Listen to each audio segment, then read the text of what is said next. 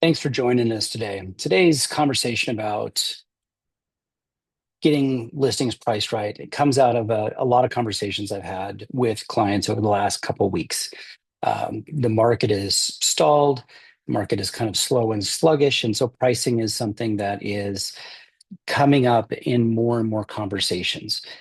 And one of the things that I really want to talk about today is one, the fundamentals of pricing. And so we're going to talk about both pricing from the front end of getting a listing, how to get that price correctly, and then also how do you get price reductions as listings sit on the market and sellers want to start higher than what you think they should, and you need to have those somewhat uncomfortable conversations about making sure that the price is in alignment with what the market is. And so, with that said, let's start with the first and foremost fundamental is that there is a science and an art to pricing property. The science is going to give us the guardrails. It's going to give us the high and the low. And for most properties, we can look at it from an appraiser's point of view and say, where are the comps at for the high, where the comps are at for the low. And there's some fudgeability as far as that range. And that's the science of it. And that science grows and shrinks based on market dynamics. The hotter the market is, the closer that gap is between high and low. The more soft the market is in your particular area, the wider that gap is. And so the low mark is always going to be what I'm going to say is wholesale value. Wholesale value is going to be that amount that you can get rid of the property. It's going to go under contract within the next 30 days. So we know that there's a price that this house will sell in the next 30 days just because it's just such a great deal. When the market's really hot, that price is a lot higher. When the market's soft, it's a lot lower. The other one is going to be full retail value, and that's going to be the price that is what is the highest price we can get for this property if we have kind of an unlimited amount of reasonable time, right? And so that's going to be our range. Again, hot markets, that condenses high and low really, really, really, really close to each other. In softer markets, they get incredibly elongated. The art comes then into where do we price it within that range? And that's really where your market knowledge, your depth of understanding of what's going on in your particular market comes into play. We can talk about the macro dynamics of what's happening with things that we can't control, whether it be rates or whether it be the economy or whether it be the stock market undulations, whether it be the strength of the dollar.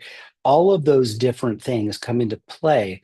But when it comes down to it, all of that gets filtered down and translated into your market best. And when I look at markets, really the pricing dynamic and how soft or how feverish the market is boils down to supply and demand. How much supply do you have in any particular price point, and what's that demand? And you can take a look at the total active listings in a certain price point within your service area, and you can divide it by how many things closed in the last month. And that's going to give you a number, and that number is going to be how much, how many months would it take to clear all of the inventory that's currently on the market. And when we see that supply and demand number range in the 3 to 6 month range, we have a fairly balanced market. Anything above a 6 month range is going to be, favor buyers. Anything lower than that is going to favor sellers. And, the more extreme that gets, the more extreme those buyer and seller markets get. This is something that's really important because in your particular market, that number of supply and demand is going to radically change in different price points. So if you're looking at lower or more affordable price points, you're going to have one dynamic happening. When you get into your bread and butter price points, another dynamic is going to be happening. And you get into the executive luxury, which is going to be those nice places that are trophy houses but not necessarily uber luxury. There's going to be another dynamic. And then you get into the top end luxury, which is going to represent the top, 5 or 6% of your marketplace.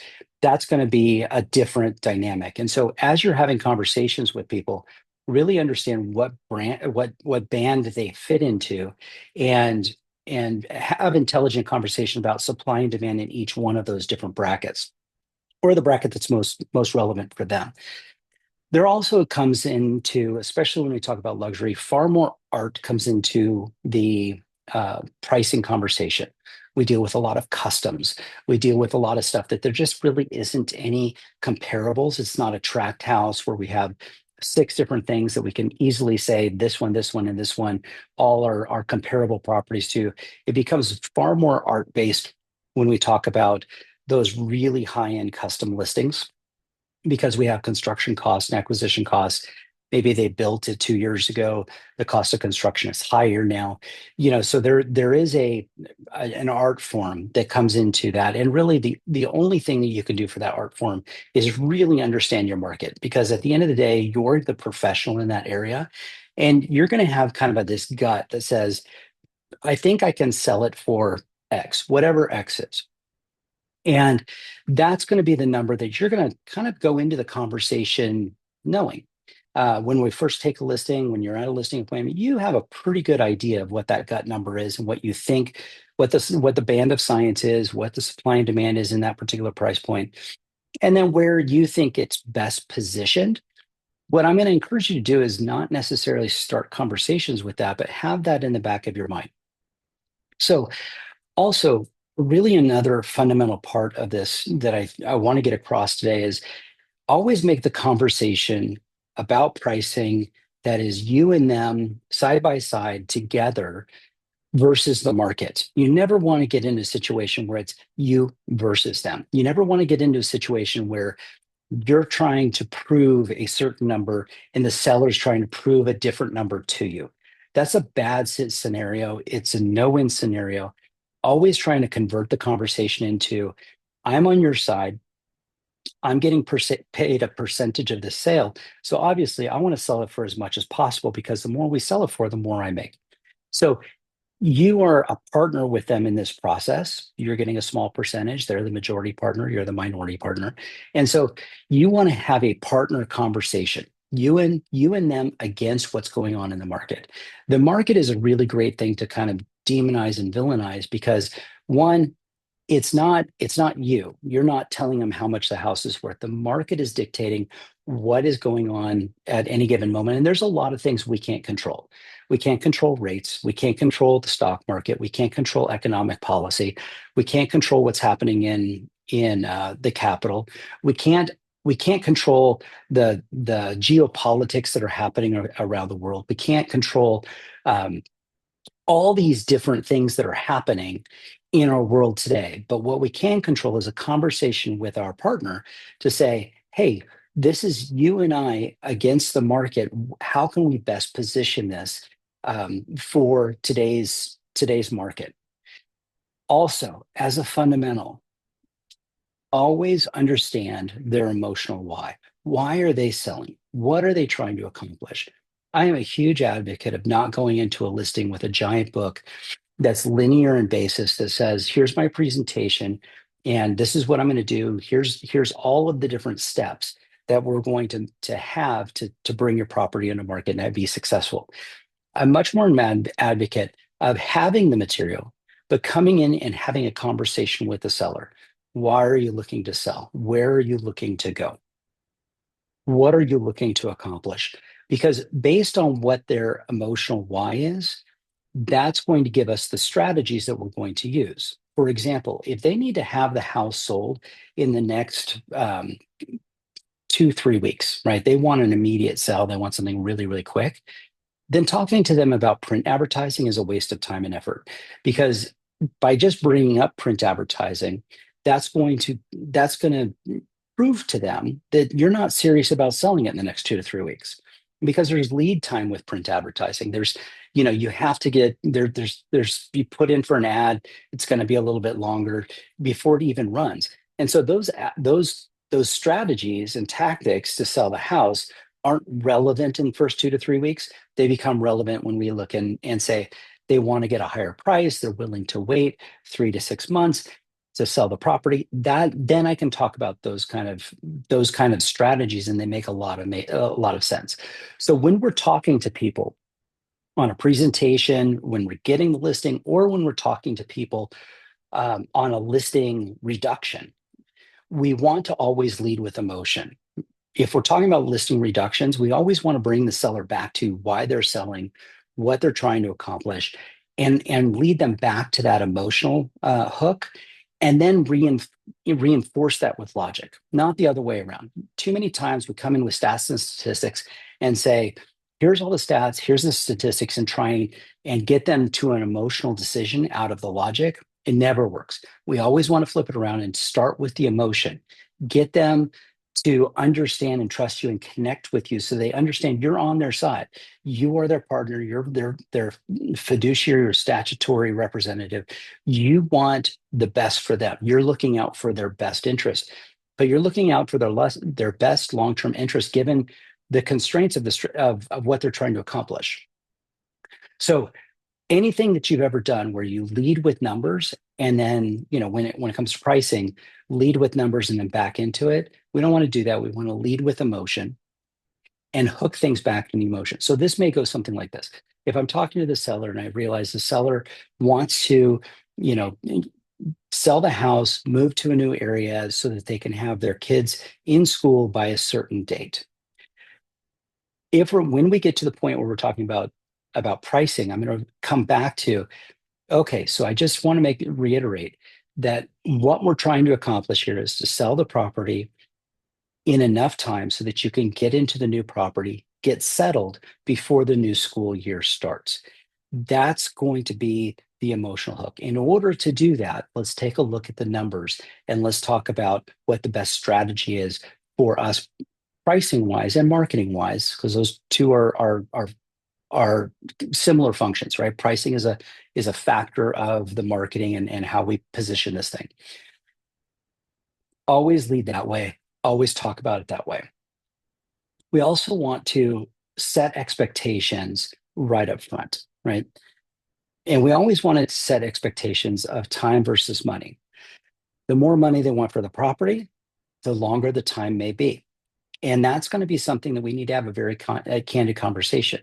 And again, that's going to be based on supply and demand. If I take a look at the supply and demand, I look at all the other things that are on the market right now in our market area in that price range, I'm going to say, okay, the average right now is X amount of months on the market. If we need to be shorter than that, we need to be more aggressive with pricing. If we want to be if we're okay with being longer than the average, we can be a little bit more aspirational with our pricing when it comes down to it. So we need to have this conversation of time versus money, because that is a really important factor that holds in tension with one side and the other in order for us to accomplish our goals. Once we have the conversation about time versus money, then we can take them into the conversation that time is money, because a lot of people don't necessarily recognize that them staying in that property is costing them money every month that they're in that property. Not just time on market and days on market in the MLS, although that's a function of that, but really just the holding cost of this property. They're paying taxes, insurance, the cost of capital, all of those things is money. And so you can show them by staying in this property, it's costing you X amount per month. And that's going to be something on a carry cost basis. That's also a really important factor, especially if this is a second home, they're not living in the home. That carry cost is a real cost that we're going to take into consideration to say, here, if you're listing it at this, but you've got to carry it for 6 months, there's this amount of money that, if we applied it to the price now, we could drop the time of sale significantly. So again, this conversation is always going to be you and them, same side of the table, having a conversation together of what are the best strategies and what's the best way to approach this whole pricing conversation. Also, as an aside, we've had some significant changes in the last year on how commissions are structured in the United States. And we need to stop talking about buyer's agent's comp with the seller. Just stop. This is not a conversation you need to have. It's not a conversation that candidly is is in your best interest. It's not a conversation that's candidly in the interest of the seller. Instead of talking about buyer's agent comp, talk about buyer credits. Let them know this is, the buyer credits are going to be credited to the buyer. Now, what the buyer does with that is irrelevant to the seller. The buyer wants to pay the buyer agent compensation out of that, great, whatever. But just what I would say is we're going to talk about buyer credits. If I'm talking to the seller, I'm going to tell the seller the buyer closing costs right now average somewhere between 7 and 8%. Now, that may be different depending on what part of the world you're tuning into today. But in the US, it's about 7 to 8% is average. Sometimes it's a little bit higher. Sometimes it can be a little bit lower, but that's going to be our sweet spot average. So when we talk about buyer's agent comp and we talk about buyer's agent comp of, a certain percentage, well, the seller gets hung up on that, and the seller has a emotional reaction, as we all would, about having to pay for the enemy's representation to negotiate against them. Take that out of the equation.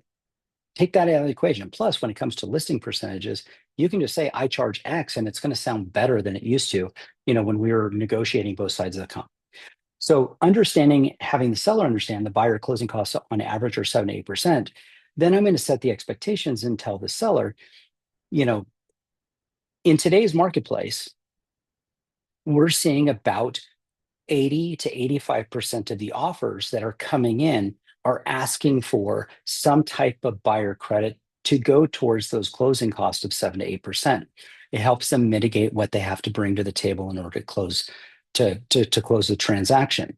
And so just when we're pricing, we need to have an expectation that there's going to be some level of ask by the buyer in, again, 85% of the time that they're going to ask for that. So we need to mentally allocate for that. We don't know how much that's going to be. We just know that it needs to be coming up. Having a conversation at this point in time of how much the seller is willing to give towards buyer and closing costs is ridiculous. It's just it's asinine to have that conversation right now.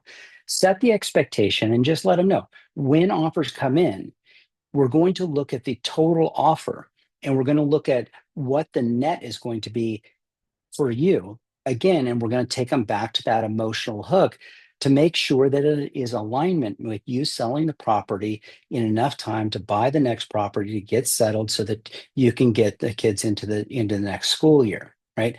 I'm just going to let that whole conversation about how much a credit is going to be wait until the offer, because the truth is that if a buyer is willing to goose the price, 10% for round numbers, and they're asking for a 8% give back, that's a 2% gain to the seller. If the on a net basis, if the buyer is looking to, heavily negotiate the listing price, and in addition is asking to for a give back, well, that's going to be a factor that we're going to have to discuss. But we don't have any idea, zero, zilch, nada, about what that's going to be until we actually get an offer in hand. So the best thing I can do is set the expectations up front. And then I can go ahead and just deal with the offers that come in and have an intelligent conversation when we actually have something to work with, because each buyer and their situation is going to be different. And so that's going to be something that we need to look at. Also, something that can be very helpful if the seller, because in sellers think that inherently all these costs are coming out of their pocket. I'm going to bring them back to kind of this analogy, and you can play with this analogy or you can shift the analogy, but here's the important parts. The buyer brings all the money to the transaction. So think about a celebration dinner. The seller is going to host the dinner. They're providing the place to have the dinner. The buyer, though, is bringing all the groceries. They're going to bring everything they need, food and drinks, to the seller in order for the seller to host this dinner, right? Without the buyer, the seller hosts nothing. They've got nothing to serve. Without the seller, there's nowhere to host. So the buyers bring all the groceries. Now, the agents, lenders, everybody associated with the transaction, well, those are the people that are the service people that are going to cook the meal, and they're going to prepare how this meal is enjoyed. I want you to understand the entire quality of the experience of this celebratory dinner lives in that space, right? And so even though the amount that's going to agents, lenders, closing costs, all of that's a fairly small amount percentage wise of the overall meal, the reality is the meal wouldn't exist without those people, and the quality of the meal and how it's prepared is in that space. And so you have a very, very important role in this particular scenario, to say we're taking all of the groceries that the buyer's bringing. You're going to host it. We're going to prepare it, and it's going to be a great experience for everybody that's coming to this celebration dinner. If I'm changing some of that mental picture for the seller, they're no longer seeing it as I'm paying these things out of pocket. It's not their money. The buyer brought the food, right? And so the buyer is essentially paying for all of these costs. Yes, on a net sheet, the seller, it's coming out of the seller's side, and some is coming out of the buyer's side. And, that's accounting later down the road. But from a mindset standpoint, help them understand this is the entire meal is based on what the buyer is bringing. The money was the buyer's money anyway, right? So that's going to be something those are some fundamentals that, well, I want to give you some groundwork that if you think differently about this and start talking differently to your client, you're going to have a much greater level of success about making sure that you get the pricing in alignment.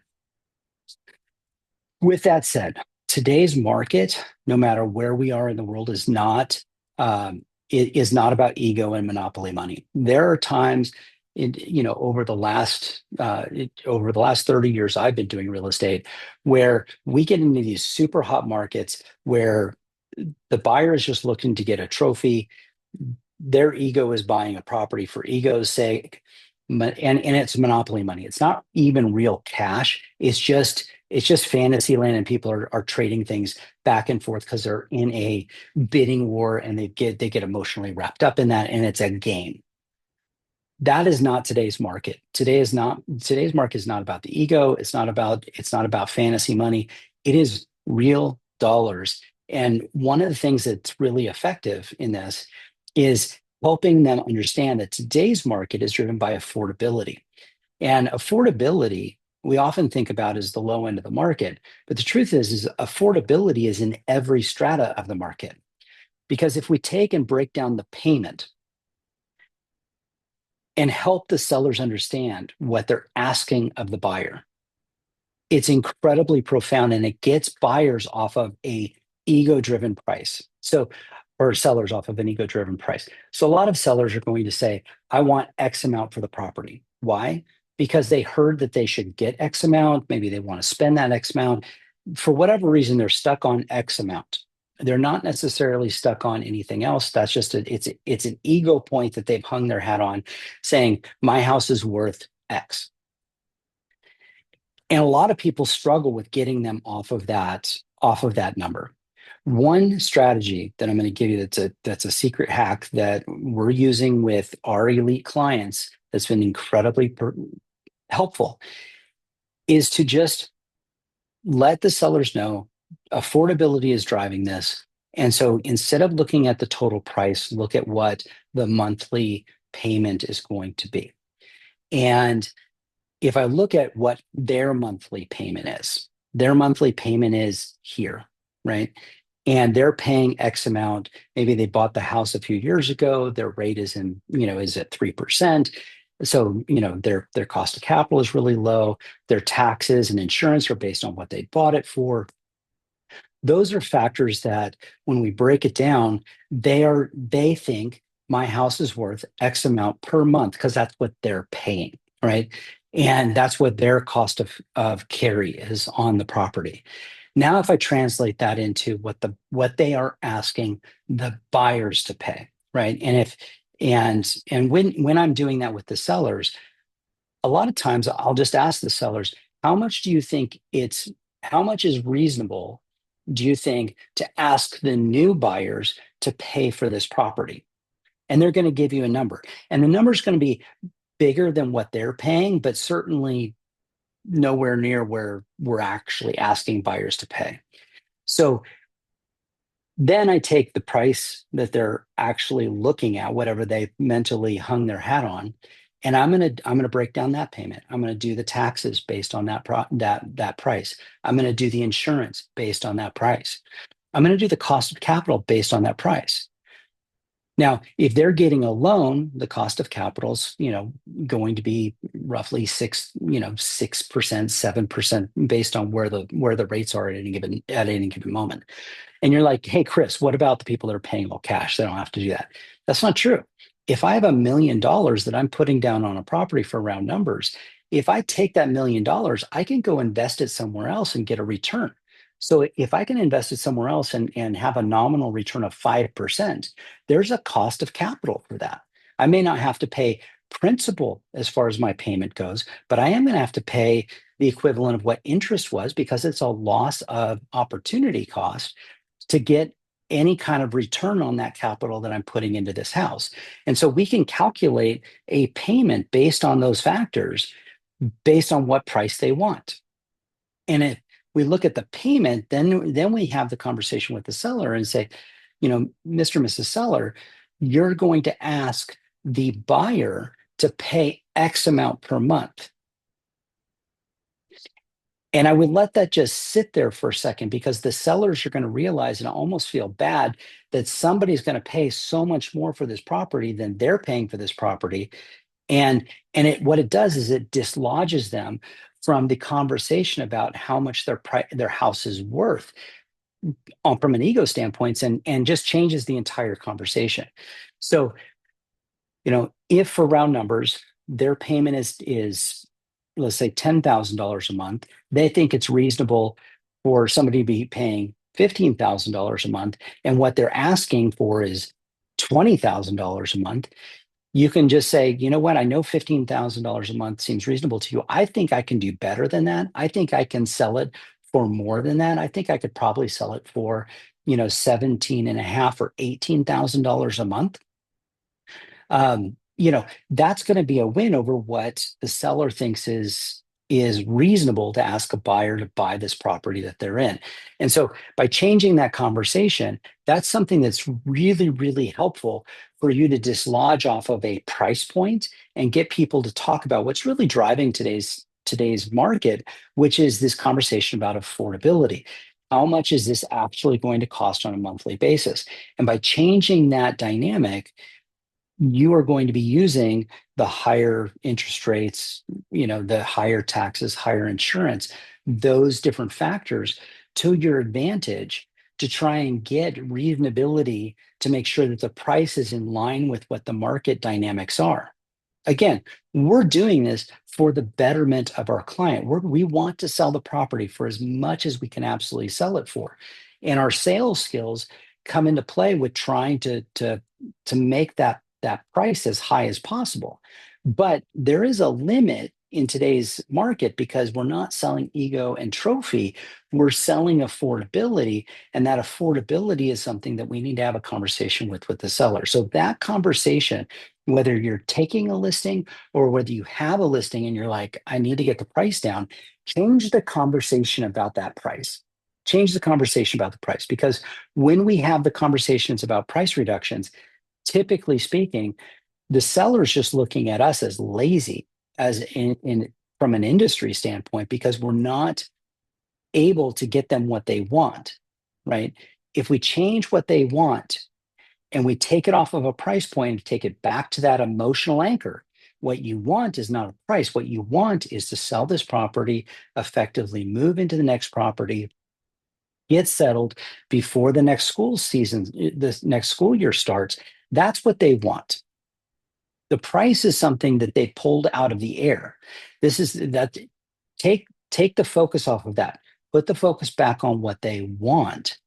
And then again, strategically, if you want to do that, we need to have a conversation about the dynamic that in today's marketplace, in any price strata, It is driven by affordability. And I know that that's a word that we don't necessarily associate with luxury, but it is a driving factor in the luxury market today is how much is this property going to cost on a monthly basis to carry it? And we can do that taxes, insurance, and cost of capital. Again, if they're paying cash, we're doing the opportunity cost at use 5%.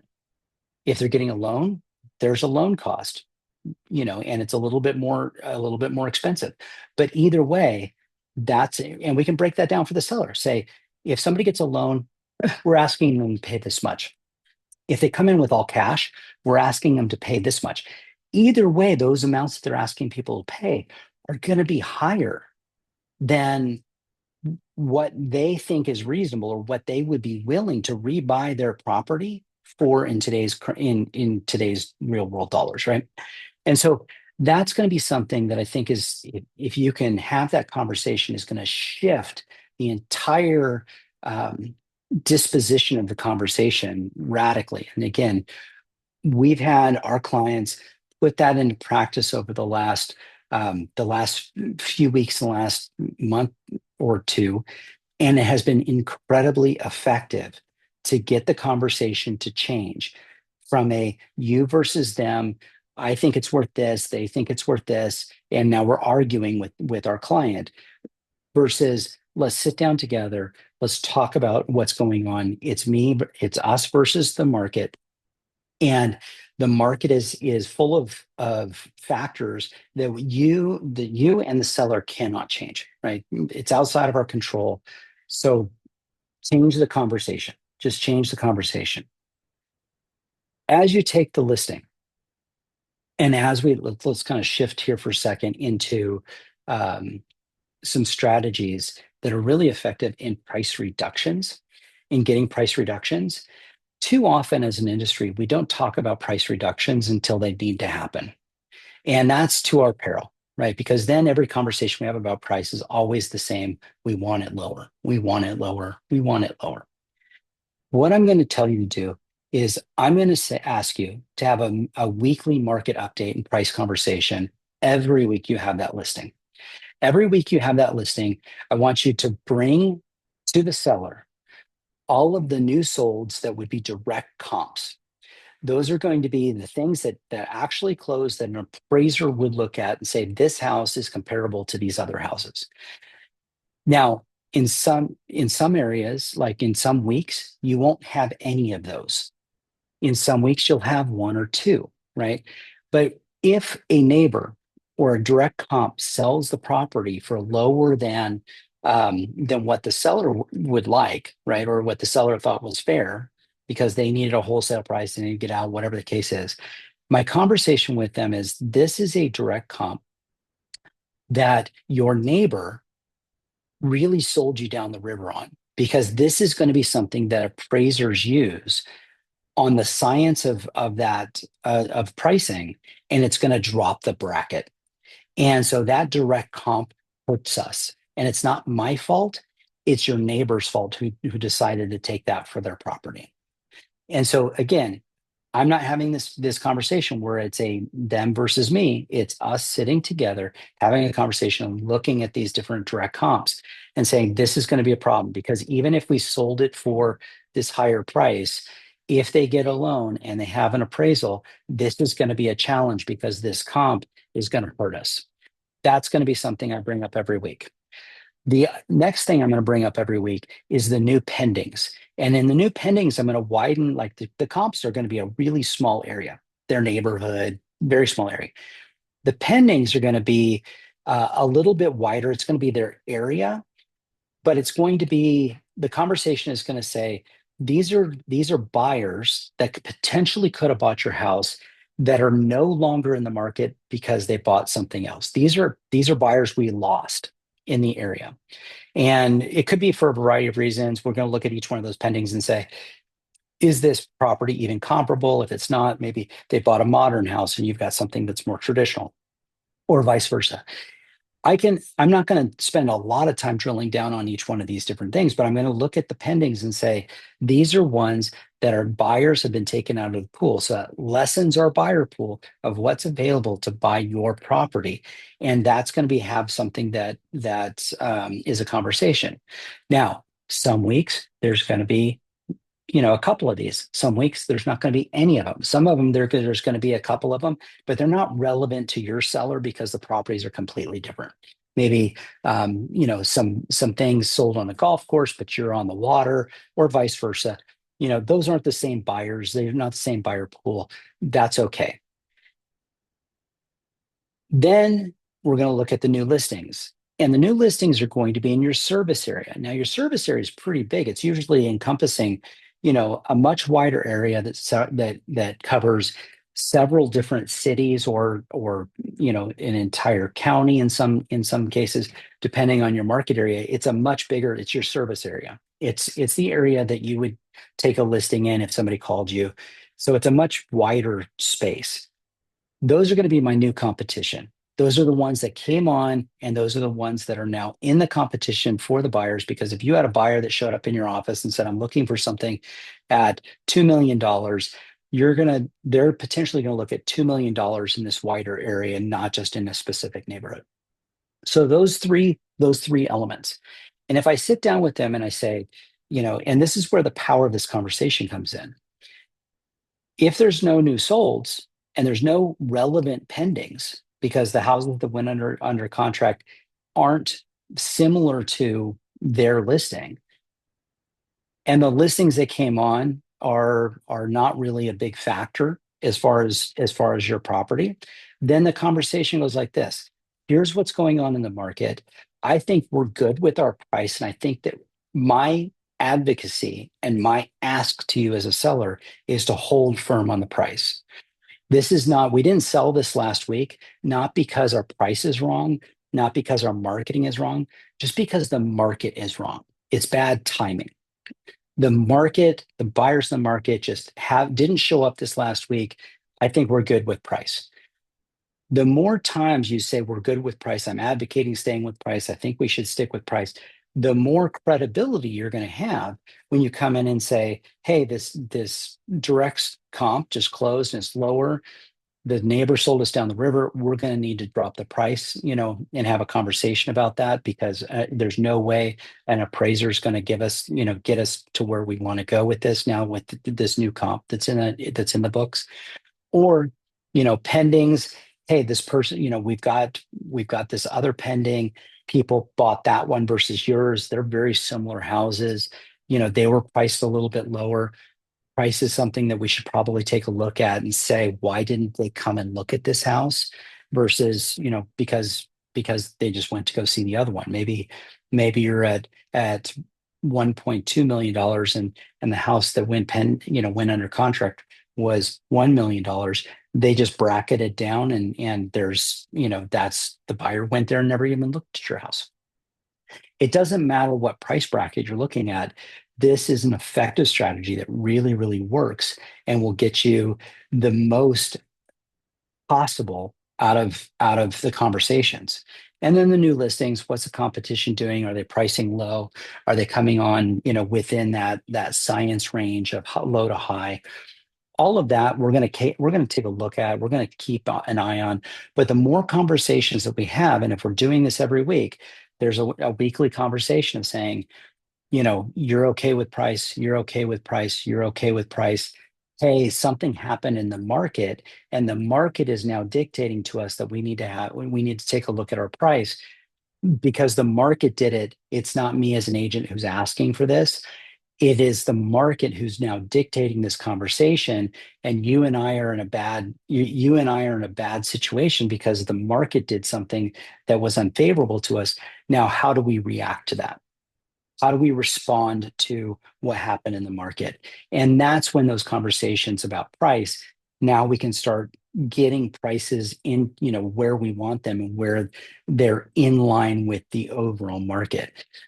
So just wanted to share a few things with you today about conversations that we're having with our clients, that represent elite agents, elite teams, elite brokers all over the world. About 80% of our business is US and Canada.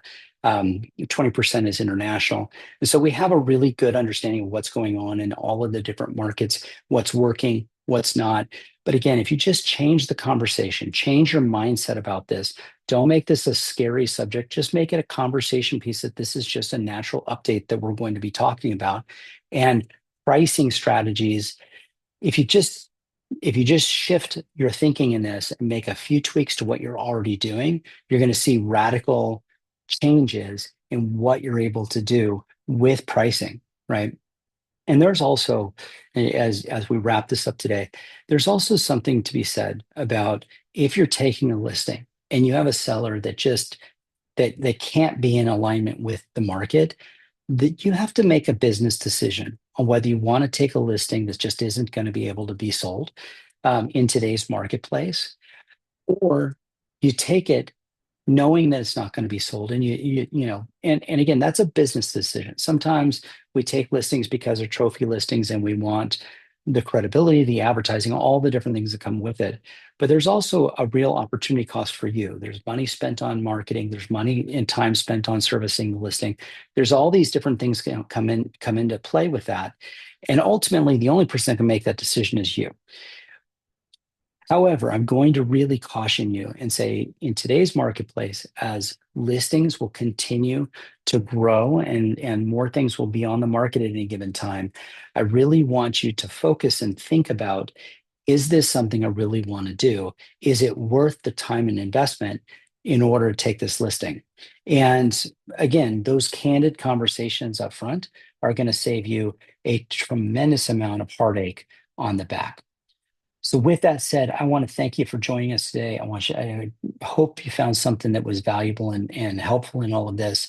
And I look forward to talking to you very, very soon.